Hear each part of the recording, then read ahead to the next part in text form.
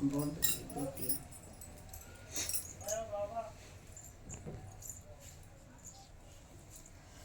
Hello guys, आज हमारे घर पे मेरी सहेली है, इनके आज अवसानी माई का पूजा है।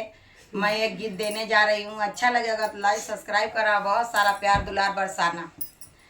हे सासू चौका पुराई दा, एक दिन आई है अवसानी मैया। हे सासू चौका पुराई दा, एक दिन आई है अवसानी मैया। ओ यही अवसानी मैया, यही है अवसानी मैया। हे सासू चौका पुराई दा, एक दिन आई है अवसानी मैया। हे सासू बेदिया बनाई दा, एक दिन आई है अवसानी मैया। हमरे अवसानी मैया अड़हुल का पुलवा, हमरे अवसानी माई के भावे अड़हुल का पुलवा। हे सासू मलिया बसाई दा, एक दिन आई है अवसानी मैया। हे सासू मलिया बसाई दा, एक दिन आई है अवसानी मैया। हे सासू अंगना लिपाई दा, एक दिन आई है अवसानी मैया। हे सासू अंगना लिपाई दा, एक दिन आई है अवसानी मैया। हमारे अवसानी मैया टीकाई भावे, हमरे अवसानी मैया के टीकाई भावे।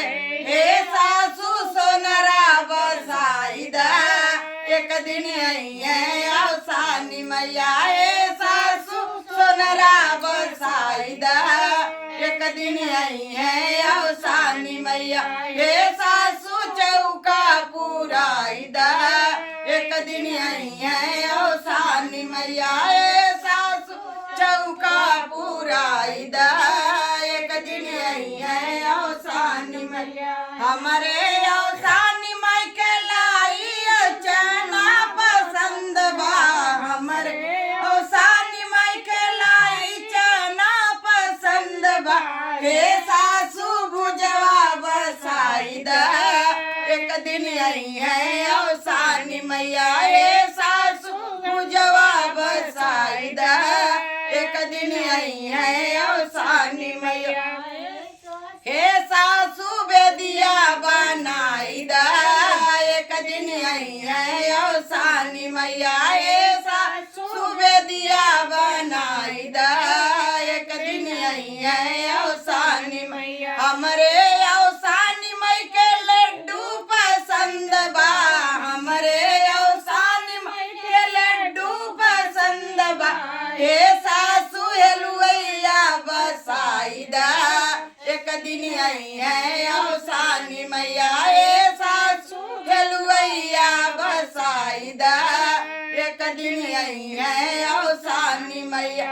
हे सासू अंगना लिपाई दा, एक दिन आई है अवसानी मैया। हे सासू अंगना लिपाई दा, एक दिन आई है अवसानी मैया। हमारे अवसानी माई सोहागिन पसंद बा, हमरे अवसानी माई सोहागिन पसंद बा।